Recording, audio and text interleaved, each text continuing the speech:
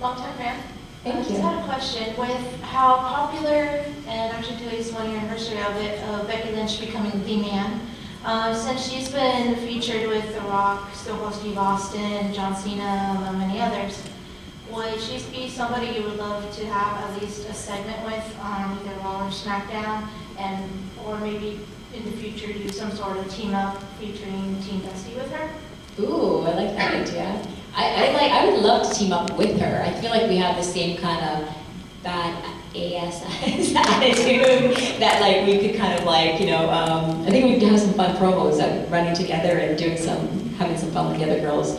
I love her. I think she's as a great person. She's amazing and she's so humble and she's worked so hard for so long, and it really she hit her stride. And it's so nice to see that when you see people working so hard and they're so passionate and they just hit their stride. It's like a beautiful thing, So I'm so proud of her. And yeah, I mean, I'd love to come back, kind of like The Rock did come back, even to do a little segment with her would be amazing.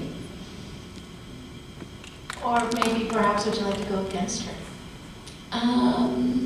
Yeah, I could probably kick her butt too. Yeah. Thank you, Trish. Thank you. Would you guys like to see me kick her butt? Get out there. Becky, let's Can we ask everyone, if I was to return again, I mean, if you were to Barbara Streisand wrestling once again. Right, exactly. Who would you like to see me face for one last final retirement? Let's do show of applause. Let's start with Sasha Banks. Okay. All right. Becky Lynch. Not just a smattering. Okay. Rematch with Charlotte Flair.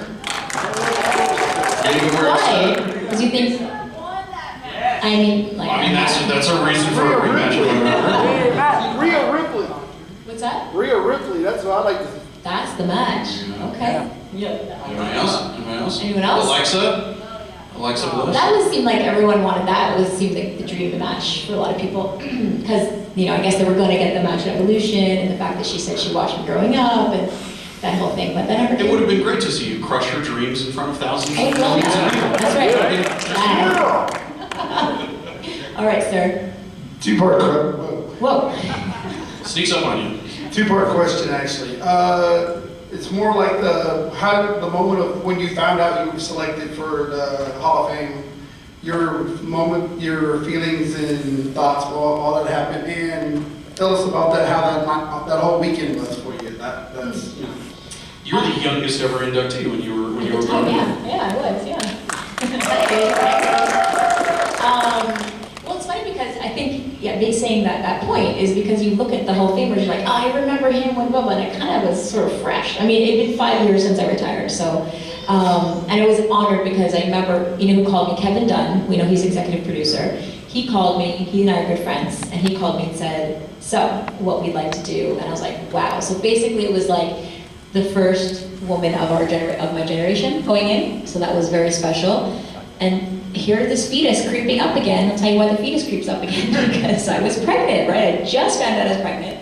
And I was like, I don't know, Steph, because usually when people come back, there's like a lead-up program, and and then sometimes you see that host Hall of Fame speeches and they're cutting their promos for the next night, you know what I mean? So I thought, man, sometimes that's what they want to do. And I was like, I wouldn't be able to contribute. And she's like, oh no, they want so I called Stephanie McMahon and I said, what do you think, woman to woman? She's like, oh my gosh, she's like, it has nothing to do with the program. We just want to put you in. We want to honor you. And then she says, ooh, she goes, and where will you be? I said, about 4 months pregnant. She said, maybe you make your announcement for the first time ever in front of the WWE Universe. And I thought that was super special.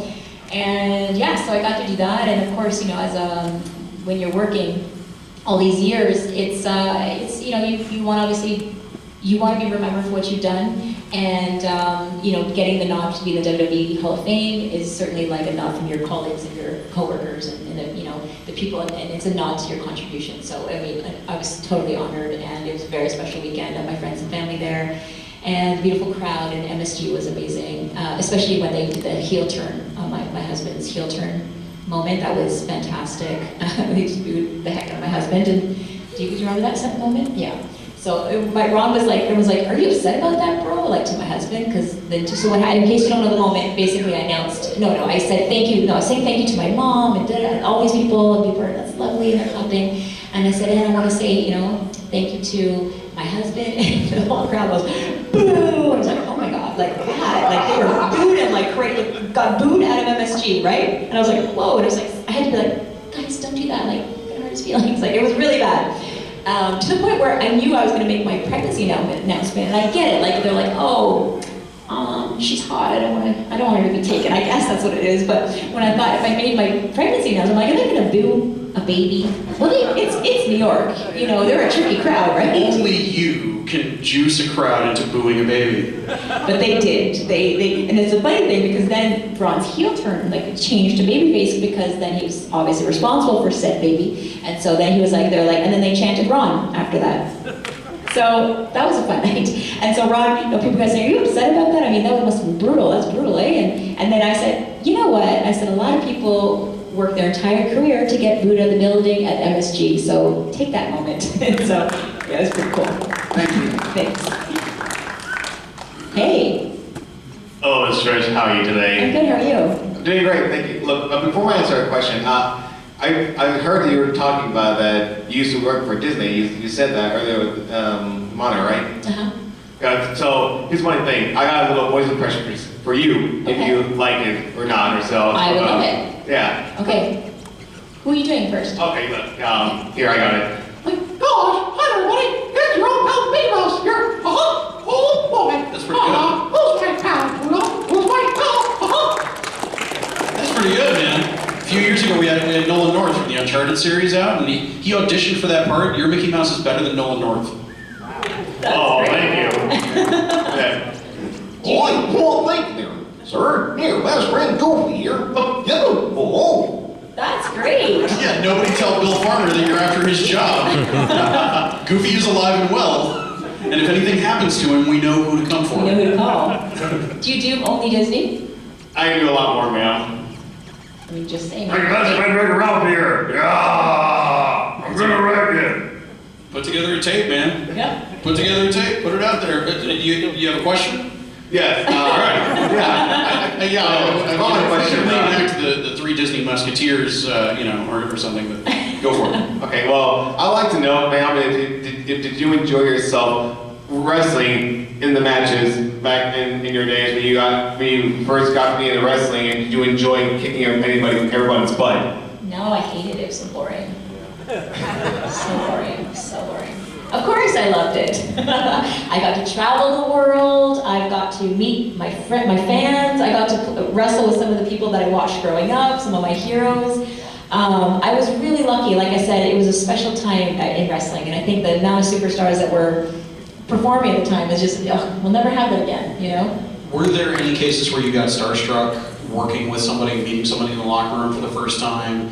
I mean, you get desensitized to it to an extent. Well, Stone Cold Steve Austin, the first time I met him was sort of surreal, for sure. Because he was Stone Cold Steve Austin. He is on at all times. He's Stone Cold Steve Austin at all times. See what I'm saying? He's a true amplification of himself. What? Yes. Or, because I'm from Canada, we can go, hey. I should start that. Maybe I'll do a Canadian faction. We can do that.